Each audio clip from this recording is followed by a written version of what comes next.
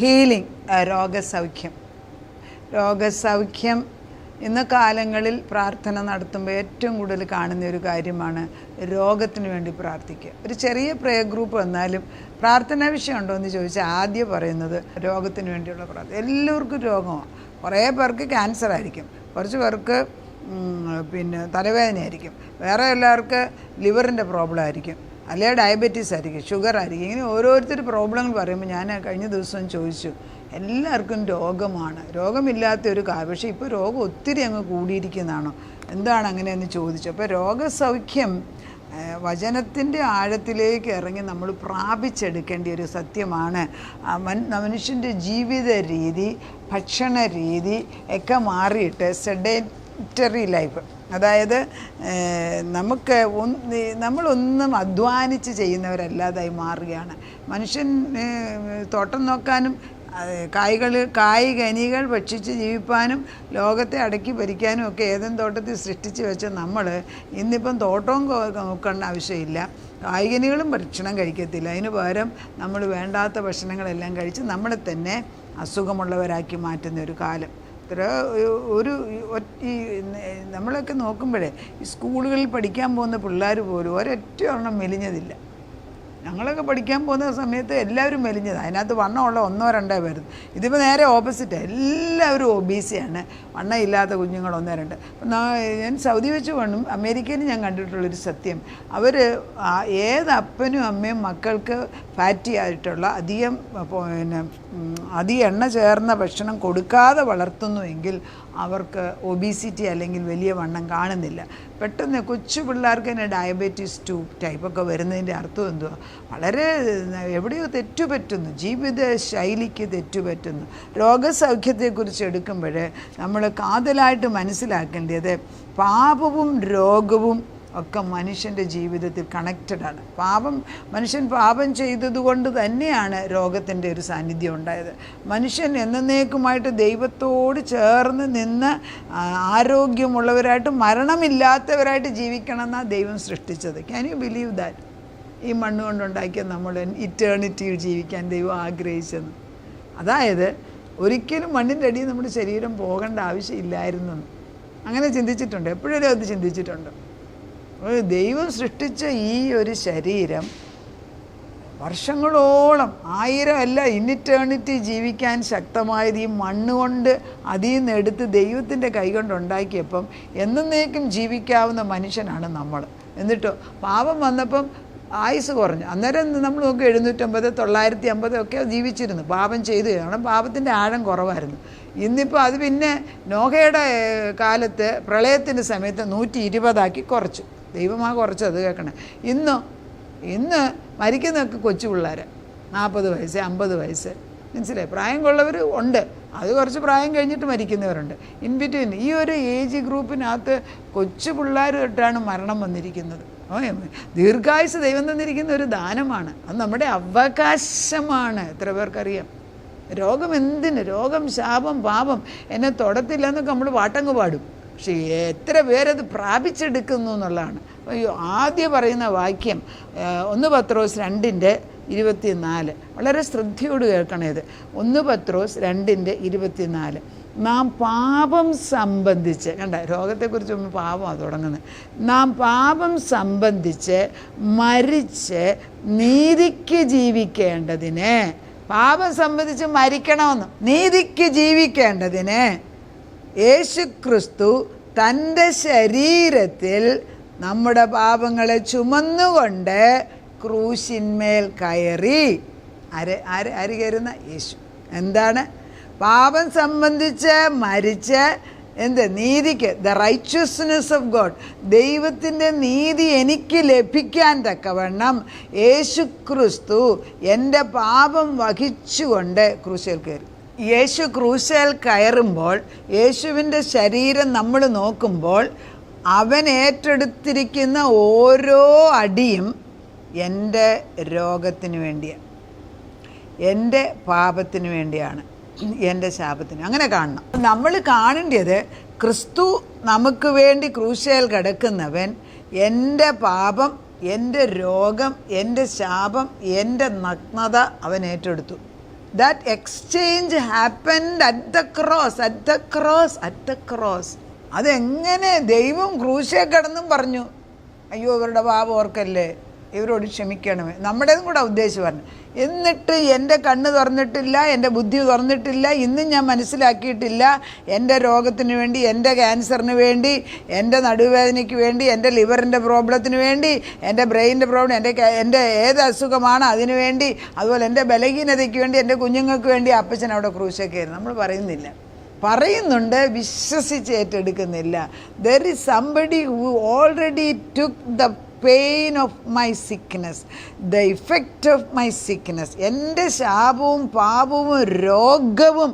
അതുകൊണ്ടാണ് ആ രോഗം അപ്പച്ചൻ്റെ കയ്യിലേട്ട് എക്സ്ചേഞ്ച് ചെയ്ത് കൊടുക്കാൻ പറയുമ്പം എക്സ്ചേഞ്ച് ചെയ്ത് കൊടുക്കാനൊക്കാത്ത, ഞാനങ്ങനെ എൻ്റെ രോഗം യേശുവിന് കൊടുക്കുന്നത്. ഇതാണ് ചിന്ത വരുന്നത്. ഇപ്പോൾ കഴിഞ്ഞ ഒരു ദിവസം ഒരു ആർട്ടിക്കിളിനകത്ത് വായിച്ചപ്പോൾ ഒരു വിശുദ്ധനെ, ദൈവം ഇല്ലാത്ത മക്കൾ ദുഷ്ടരെ വിളിച്ചിട്ട് യേശുവിനെ റെഫ്യൂട്ട് ചെയ്യാൻ, യേശുവിനെ ഇല്ലെന്ന് പറയാനും ബൈബിള് നിലത്തിട്ടേച്ച് ബൈബിളിലേക്ക് ചവിട്ടാനായിട്ട് അയാളോട് പറയുകയാണ്. അപ്പോൾ അയാൾ വളരെ ദുഃഖത്തോടെ യേശുവിനെ അയാൾ ഏതായാലും റെഫ്യൂട്ട് ചെയ്യത്തില്ല, യേശുവിനെ വേണ്ടെന്ന് അയാൾ പറയൂല, യേശുവിൽ ഉറച്ച് നിൽക്കുകയാണ്. അവസാനം ഇവർ പറയുന്നുണ്ട്, നിനക്ക് ജീവൻ വേണമെന്നുണ്ടെങ്കിൽ ഈ ബൈബിളിൽ ചവിട്ടിക്കോളാൻ. അയാൾ ചവിട്ടാതെ നിൽക്കുകയാണ്, കാരണം ഇത് ദൈവവചനമാണ്, എങ്ങനെ ചവിട്ടുമെന്ന്. കുറേ നേരം കഴിഞ്ഞപ്പോൾ ആ മനുഷ്യൻ പറയുകയാണ്, കർത്താവ് പറഞ്ഞു, നീ വിഷമിക്കേണ്ട, നീ എൻ്റെ പുറത്ത് ചവിട്ടിക്കോ, എല്ലാവരും എന്നെ ചവിട്ടുന്നുണ്ട്, ഞാൻ അതിനല്ലേ കടന്നു വന്ന്, നീയും ചവിട്ടിക്കോളാൻ പറഞ്ഞു. പിന്നെ എന്ത് സംഭവിച്ചെന്ന് അതിനകത്ത് പിന്നെ ബാക്കി ഞാൻ വായിച്ച് കണ്ടില്ല. അപ്പോൾ ഞാൻ പറയുന്നത്, ദൈവത്തിൻ്റെ വചനത്തിൽ എക്സ്ചേഞ്ച് നടക്കാൻ തക്കവണ്ണം ദൈവം അനുവദിക്കുകയാണ്. അതായത് നിൻ്റെ പാപവും രോഗവും പ്രശ്നവും എന്നിലേക്ക് ഇങ്ങിത്താ. അപ്പോൾ നമ്മൾ പറയൂ, ഞാനെങ്ങനെ എൻ്റെ രോഗം തരും, നല്ലതായിരുന്നേ തരായിരുന്നു. എൻ്റെ പാപം എങ്ങനെയാണ്, എൻ്റെ പാപ സ്വഭാവം, മ്ലേച്ഛ സ്വഭാവം, വ്യഭിചാര സ്വഭാവം, നുണ പറയുന്ന സ്വഭാവം, കട്ടെടുക്കുന്ന സ്വഭാവം, മറ്റുള്ളവരെ കാണുമ്പോൾ അസൂയയായിട്ട് ശപിക്കുന്ന ഇതൊക്കെ എങ്ങനെ യേശുവിന് എക്സ്ചേഞ്ച് ചെയ്ത് കൊടുക്കുന്നത്, എങ്ങനെ കൊടുക്കും ഞാൻ? പക്ഷെ കർത്താവ് പറയും, താ എൻ്റെ കയ്യിലോട്ട് താ, ഗിവ് ഇറ്റ് ടു ഹിം. ഏതെല്ലാം ബലഹീന സ്വഭാവം നമ്മളെ ഭരിക്കുന്നുവോ, അലസതയുടെ സ്പിരിറ്റ് ഉണ്ടോ, ഉത്തരവാദിത്വം എടുക്കാത്ത ആത്മാവുണ്ടോ, എക്കത്തിനെയും കർത്താവിൻ്റെ കയ്യിലോട്ട് കൊടുക്കുമ്പോൾ അപ്പച്ചൻ ഏറ്റെടുത്തിട്ട് അപ്പച്ചന് ക്രിസ്തുവിൻ്റെ സ്വഭാവം എനിക്ക് തരികയാണ്. It's A direct exchange with the living God. അതാണ് നമുക്ക് സംഭവിക്കേണ്ടത്. ആ ഒരൊറ്റ വാക്യത്തിലാണ് നമ്മുടെ ഈ വാക്യം മനസ്സിലായി. നാം പാപം സംബന്ധിച്ചു, നമുക്ക് പറയാം, ഞാൻ പാപം സംബന്ധിച്ചു മരിച്ചതിനാൽ എൻ്റെ മേൽ ഇനി രോഗത്തിന് കർത്തൃത്വം ഇല്ല. പണ്ട് പാപം ചെയ്തിട്ടുണ്ടെങ്കിൽ ഇപ്പോൾ ഞാൻ ഏറ്റെടുത്ത് പറഞ്ഞ സമയത്ത് എൻ്റെ പാപം മാറിക്കുന്നതിന് എനിക്ക് രക്ഷയുടെ ആത്മാവുള്ളതിനാൽ എൻ്റെ മേൽ ജീവനുണ്ട്, ജീവനിൽ മരണമില്ല, നിത്യമായ ജീവൻ എനിക്ക് യേശുവിൽ ലഭിച്ചിരിക്കുന്നു. ഇത് ആദ്യം പറയുമ്പോൾ നോക്കും, പിന്നെ 4th സ്റ്റേജ് ക്യാൻസറായ ഞാനാണ് ഇപ്പം പറയാൻ പോകുന്നത്. നമ്മൾ ചിന്തിക്കും, പക്ഷെ ദൈവം പറഞ്ഞു, നീ പറ. ലാസർ 4-ാം ദിവസമല്ലേ 4-ാമത്തെ സ്റ്റേജിലാണ് ലാസറസിനെ ഉയർത്തിയത്. മുഴുവൻ അഴുകാൻ തുടങ്ങിക്കഴിഞ്ഞു. പിന്നെ യേശു ചെന്നപ്പം ഒരഴുകലും ഇല്ലാതെ ഇറങ്ങി വന്നു യേശു. ലാസറസ് ഇറങ്ങി വാ എന്ന് വിളിച്ചു. ആര്? പാപവും മരണവും ഏറ്റെടുത്തവനാണ് മുമ്പിൽ നിൽക്കുന്നതെന്ന് ഓർക്കണം. പാപവും മരണവും ഏറ്റെടുത്തവനെന്ന് വിളിച്ചപ്പോൾ അവൻ ഇറങ്ങി വന്നു ജീവനോട്. അങ്ങനെയെങ്കിൽ ഏത് രോഗമായിട്ട്, ഏത് പ്രശ്നമായിട്ട് നമ്മളെ അലട്ടുന്നത് അത് ദൈവസന്നിധിയിൽ ഏൽപ്പിക്കുമ്പം പരിശുദ്ധാത്മാവ് പറയുകയാണ്, നീ പറഞ്ഞു നോക്ക്. ആദ്യം വിശ്വസിക്കത്തില്ല, പല പ്രാവശ്യം പറഞ്ഞ് നിൻ്റേത്. അതാണ് വേർഡ് ചൂ ചെയ്യാന്ന് പറയുന്നത്. എസെക്കിയേൽ 3 നിനക്ക് തന്നിരിക്കുന്ന ചുരുളി ഈ ഒരെണ്ണമാണെങ്കിൽ ഇത് മാത്രം ഭക്ഷിച്ചു. ഇത് പഠിക്കാൻ ഒരു ജീവൻ എടുക്കും, അറിയാമോ? ഈ ഒറ്റ വാക്യത്തിൽ. അതുകൊണ്ടാണ് ദൈവം പറയുന്നത്, അത് കഴിഞ്ഞാണ് പാപങ്ങളെ ചുമന്നുകൊണ്ട് ക്രൂശിന്മേൽ കയറി. പിന്നെ പാപമില്ലാത്ത എനിക്കെങ്ങനെ രോഗം വരുന്നത്? ചിലപ്പോൾ എക്സാമ്പിൾ പറയും, കർത്താവ് പറയുന്നത് അവൻ്റെ അപ്പം പാപം ചെയ്തിട്ടുണ്ടോ, അതല്ലെന്ന് ദൈവം പറയുന്നു. ഓരോ സന്ദർഭങ്ങളിൽ യേശു പറയുന്നത് എന്താണെന്ന് മനസ്സിലാക്കിയിട്ട് വേണം അതിൻ്റെ ബാക്ക്ഗ്രൗണ്ട്. പക്ഷെ ഇവിടെ ക്ലിയറായിട്ട് കർത്താവ് പറയുന്നത്, നമ്മുടെ പാപത്തെ അവൻ ഏറ്റു, പാപവും മരണവും കൂടെ, പാപവും അസുഖവും തമ്മിൽ കണക്ഷനുണ്ട്. അതാണ് അടുത്ത വാക്യത്തിൽ പറയുന്നത്. പാപങ്ങളെ അവൻ ചുമന്ന് ക്രൂശിന്മേൽ കയറിയതിനാൽ എനിക്ക് എന്ത് സംഭവിച്ചു? എനിക്ക് ജീവൻ്റെ അവകാശം കിട്ടുകയാണ്. നാം പാപം സംബന്ധിച്ച് മരിച്ച് നീതിക്ക് നീതി എന്ന് പറയുന്ന റൈറ്റ്യസ്നെസ്സാണ്, റൈറ്റ് സ്റ്റാൻഡിങ് വിത്ത്. ഇതുവരെ പാപി രോഗി എന്ന് പറഞ്ഞിരിക്കുന്ന ഞാനിപ്പോൾ ഇങ്ങപ്പുറത്തായി, യേശുവിൻ്റെ കൂടെയായി. ഞാൻ ഇങ്ങപ്പുറത്ത് നിൽക്കുക, മരിച്ചാലും ജീവിച്ചാലും ഞാൻ ഇപ്പുറത്താണ് യേശുവിൻ്റെ കൂടെ. അവിടെയാണ് ആ മാറ്റം വരുന്നത്. അവൻ്റെ അടിപ്പിണരുകളാൽ നിങ്ങൾക്ക് സൗഖ്യം വന്നിരിക്കുന്നു. സൗഖ്യം ലഭിച്ചു ലഭിച്ചു ലഭിച്ചു ലഭിച്ചു എന്ന് പറയണം. അവൻ്റെ ഈ ഒരൊറ്റ വാക്യം യെശയ്യാ 53:4 53:4 ഇവിടെ റിസൈറ്റ് ചെയ്തിരിക്കുന്നത്. പക്ഷെ അവിടെ ഇവിടെയും വായിക്കുമ്പോൾ രണ്ട് സൈഡിൽ നിന്ന് വചനം വന്ന് നമ്മളെ ബലപ്പെടുത്തുകയാണ്. ആ ബലം മനുഷ്യനോ ഡോക്ടറിനോ മരുന്നിനോ ഒന്നും തരാനൊക്കത്തില്ല. ഇത് അനുഭവിച്ച് അനേകർക്ക് വിടുതൽ കിട്ടുന്ന വചനമാണ്. നമ്മൾക്കെല്ലാം ഇപ്പം ആർക്ക് രോഗം എന്നോട് ചോദിച്ചാൽ ഞാൻ ഉടനെ തിരിച്ചെഴുതും, by his stripes you are healed. അവൻ്റെ അടിപ്പിണരുകളാൽ നിനക്ക് സൗഖ്യം കിട്ടിയെങ്കിൽ ഞാനും പറയുന്നുണ്ട്. പക്ഷെ എത്രമാത്രം അത് ഏറ്റെടുക്കാൻ സാധിക്കുന്നു. 53:4 ഇങ്ങനെയാണ്, സാക്ഷാൽ നമ്മുടെ രോഗങ്ങളെ അവൻ കണ്ട, ഇവിടെ രോഗം തന്നെ, സാക്ഷാൽ എൻ്റെ രോഗത്തെ അവൻ വഹിച്ചു. സാക്ഷാൽ നമ്മുടെ രോഗങ്ങൾ, സാക്ഷാൽ ട്രൂലിയാണ്, വേരിലി ഇതിന് തെറ്റില്ലെന്ന്, തെറ്റ് പറ്റുന്ന വചനമല്ല. ഈ വചനം വിശ്വാസയോഗ്യമാണ്. സാക്ഷാൽ നമ്മുടെ രോഗങ്ങളെ അവൻ വഹിച്ചു. പിന്നെ രണ്ടുപേരെന്തിനാണ് വഹിക്കുന്നത്? ഇതൊക്കെ നിയമങ്ങളല്ലേ. ഒരാൾ കഴുകുമരത്തെ കയറ്റണം, അതിന് പകരം രാത്രി കാലത്ത് അവൻ്റെ വസ്ത്രം മാറി ജഡ്ജ് അയാൾക്ക് പകരം കഴുകുമരത്തെ കയറിയ വേറെ ആൾ കയറേണ്ട ആവശ്യമില്ല. ഈസ് ഫ്രീ, നീ നിൻ്റെ കാര്യം നോക്കാൻ പറയും, നീ രക്ഷപ്പെട്ടു. അത് തന്നെ ഇവിടെ സംഭവിക്കുന്നത്. സാക്ഷാൽ നമ്മുടെ രോഗങ്ങളെ അവൻ വഹിച്ചു, നമ്മുടെ വേദനകളെ അവൻ ചുമന്നു. അപ്പം വേദനയും മാറി. നാമോ ദൈവം അവനെ ശിക്ഷിച്ചു അടിച്ചും ദണ്ഡിപ്പിച്ചിരിക്കുമെന്ന് വിചാരിച്ചു. എന്നാൽ അവൻ നമ്മുടെ അതിക്രമങ്ങൾ നിമിത്തവും മുറിവേറ്റത്. എൻ്റെ അതിക്രമത്തിനാണ് മുറിവേറ്റതും നമ്മുടെ അകൃത്യങ്ങൾ നിമിത്തം തകർന്നിരിക്കുന്നു. നമ്മുടെ സമാധാനത്തിനുള്ള ശിക്ഷ അവൻ്റെ മേലായി, അവൻ ശിക്ഷ ഏറ്റെടുത്തു. ഈ ഒരു എക്സ്ചേഞ്ച് നടക്കുമ്പോഴേ രോഗസൗഖ്യം വരത്തുള്ളൂ. അവൻ്റെ അടിപ്പിണരുകളാൽ അവർക്ക് സൗഖ്യം വന്നിരിക്കുന്നു. ഈ യെശയ്യാ 53:4-5 1 പത്രോസ് 2:24 മാത്രം ഉരുവിട്ട് അത് റെക്കോർഡ് ചെയ്യുന്ന പോലെ പറഞ്ഞ് നമ്മുടേതാക്കണം. അപ്പോൾ സൗഖ്യം തരും. നമുക്ക് പ്രാർത്ഥിക്കാം. അനേക വാക്യങ്ങൾ രോഗസൗഖ്യത്തെക്കുറിച്ച് യേശുപ്പച്ചൻ എഴുതി തന്നിട്ടുണ്ട്. എന്നാൽ പ്രധാനമായിട്ട് എൻ്റെ രോഗത്തെയും എൻ്റെ പാപത്തെയും അവിടുന്ന് ഏറ്റെടുത്തെന്ന് യെശയ്യാ 53 പറയുന്നത് വീണ്ടും പത്രോസിൽ പറയുന്നുണ്ട്. 1 പത്രോസ് 2:24 വ്യക്തമായിട്ടും പറയും.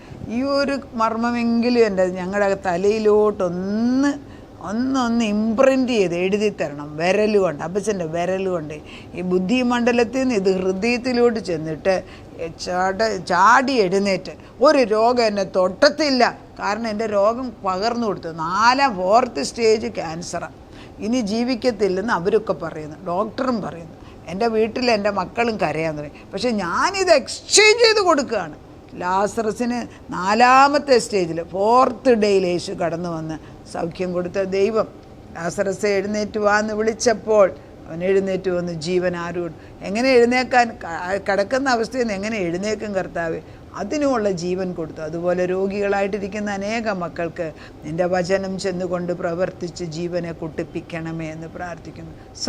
അസാധ്യമായിട്ടൊന്നുമില്ല, സാധ്യമാണിത്, സാധ്യം തന്നെ. അതിൻ്റെ മുമ്പിൽ ഉറപ്പോടെ നിൽക്കാനുള്ള കൃപ ഈ വചനത്തോടെ കടന്നു ചെന്ന അനേക മക്കൾക്ക് വചനം റിപ്പീറ്റഡ്ലി പല പ്രാവശ്യം പറഞ്ഞു വാങ്ങിച്ചെടുക്കാനുള്ള കൃപയുണ്ട്. അപ്പോൾ വചനവും ആത്മാവും കൂടെ തീകത്തിയേ പറ്റത്തുള്ളൂ.